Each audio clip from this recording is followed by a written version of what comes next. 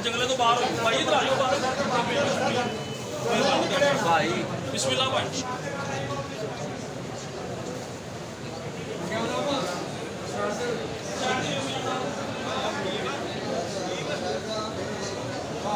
हाँ बिल्कुल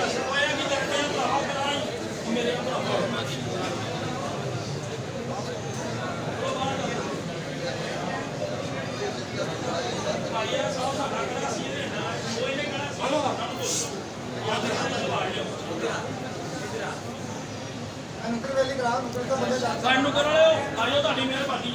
ਪੰਜ ਨਾਰੇ 5 ਗਲੀ 1.5 ਲੱਖ ਦਾ